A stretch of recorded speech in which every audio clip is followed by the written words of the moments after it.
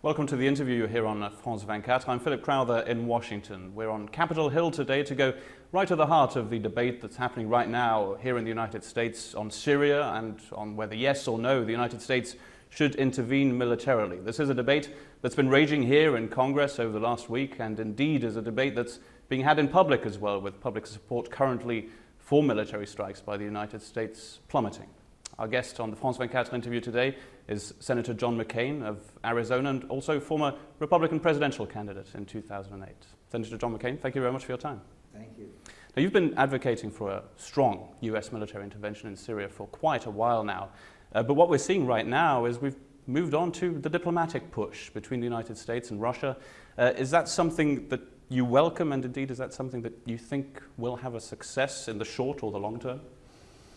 Could I mention that if we had acted a couple of years ago when the momentum was on the side of the Free Syrian Army, we would not be faced with this problem now. Of course, all of us seek a peaceful, non-violent resolution to this conflict.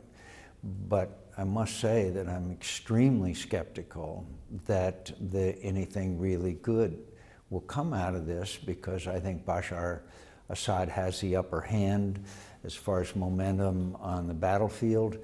And also, the United States seems to be more involved in simply the narrow issue of removal of chemical weapons than the overall issue that I think we should be addressing, and that is the departure, the negotiated departure of Bashar Assad. That can only happen if he believes he's losing on the ground. You say a negotiated departure. What about a forced departure?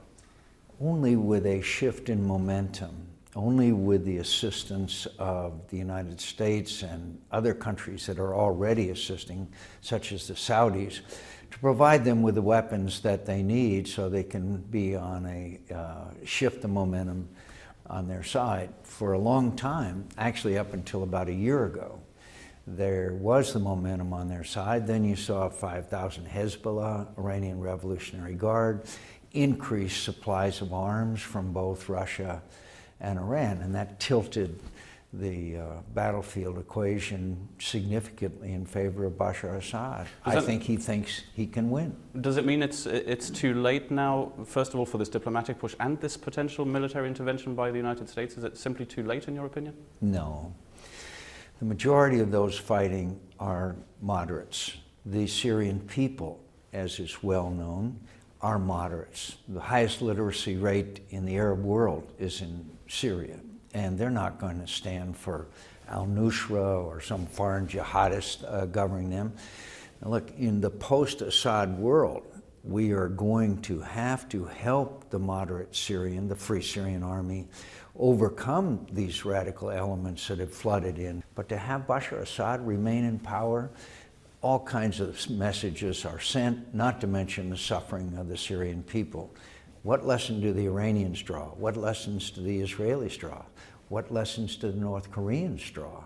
There's a whole lot at stake here. And the conflict has now become regional. We've seen Iraq dissolving, Jordan in a... But still you'd advocate for heavier weaponry to be provided by the United States?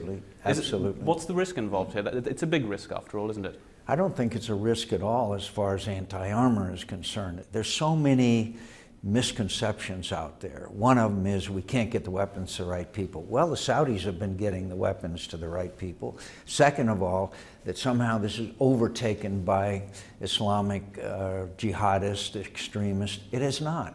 There is a significant number there, about 20 to 30%. That is a very high number. It's a very high number, and it gets higher every day. And 2 years ago, there were none of them. But we could still assist them upon the departure of Bashar Assad to reject these people, and the Syrian people would reject them as well. There seems to be a lot of opposition in the United States after all. Yes. The polls are getting worse and worse from your point of view in the sense that there is less and less support for a military intervention as the days go by. Does that make you reluctant to vote for a military intervention if and when that vote does come along? What makes me reluctant is that the president has, although he gave a good speech and was very compassionate about the children who have been massacred, but the president has not articulated a strategy or a plan that the American people could see would bring this to a beneficial end. And when the Secretary of State says that any strike would be unbelievably small, then my constituents say, what are we trying to do here? If you're having an unbelievably small strike, what's the point? So a lot of the things that have been said have, one, Americans are weary because of Iraq, but they don't have confidence in that this president has a strategy that overall would prevent us from ever putting American boots on the ground. But you as a senator, for example, you're one of those who might still vote for a military intervention, and you're hearing this opposition back home in Arizona. At what point does that opposition become too much for you to maybe switch that vote after all? I think that, one, the key is, do we have a strategy and a plan? Two, keeping in mind that if the Congress of the United States overruled the President of the United States after the President of the United States had said that he's going to strike. Now, if the President said, I'm going to strike with the consent of Congress, that's one scenario. The President says, I'm going to strike, and then says, but I've got to get the support of Congress. A down vote, a negative vote, would be catastrophic as far as the credibility of this president is concerned, at least for the next 3 years. A colleague of yours, Senator Bob Corker, said that President Barack Obama was an uncomfortable commander-in-chief. Is that something you'd agree with? I think to a degree, because I think the president, for example, in his speech, made an argument for two courses of action. One, the strike, and two, because of recent events, which were largely accidental, for a pause.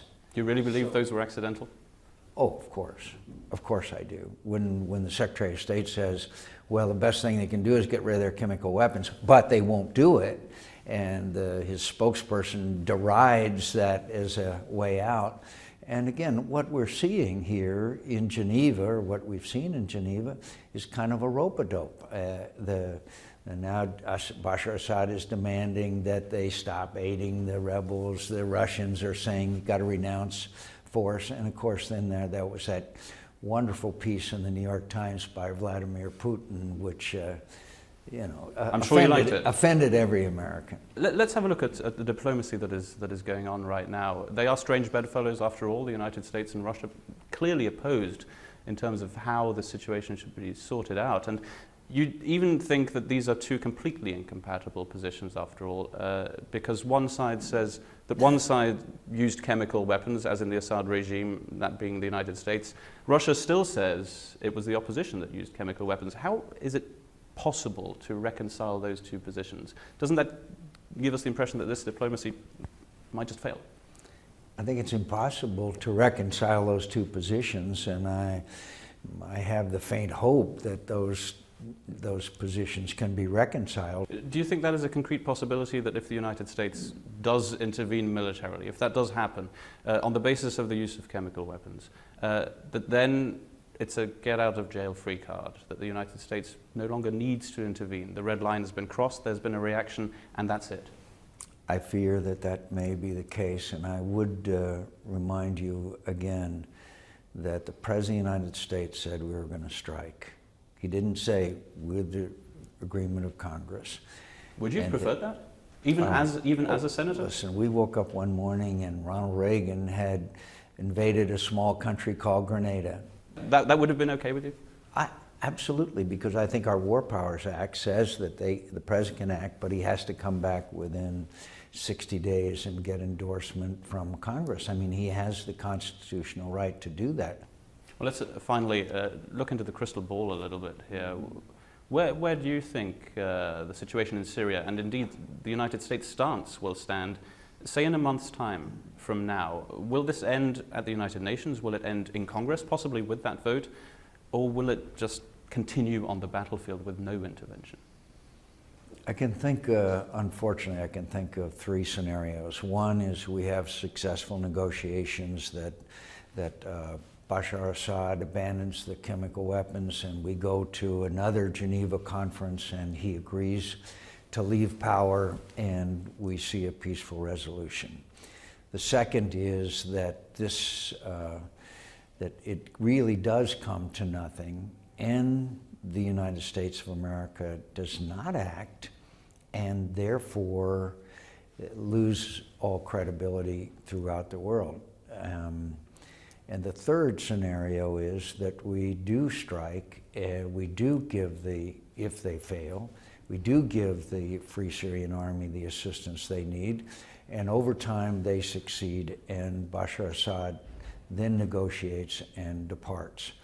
Right now, I'm afraid that the most likely scenario, by far the most likely scenario, is that we just flounder around, there's talks, they're inconclusive, various demands are made, and meanwhile, Bashar al-Assad intensifies his attacks on the Free Syrian Army. I'm afraid that's the scenario. And could I just say a word? I appreciate Mr. Hollande's support. I appreciate the fact that one of very few. Yes, one of the very few. But I appreciate his support, but I also think that it may have put him in a kind of unfair political position after he's come out strongly in support, and then there is this backtracking, because I'm afraid that still this issue is going to be decided, in the words of Mr. Bismarck, by blood and steel. I think we'll leave it there, and I'd be happy to check in with you again and see where we stand in a few months' time. Anytime. Thank you very much, sir. Thank you. Senator John McCain of Arizona, our guest on the France 24 interview today. Thank you very much for watching, and please do stay tuned to France 24.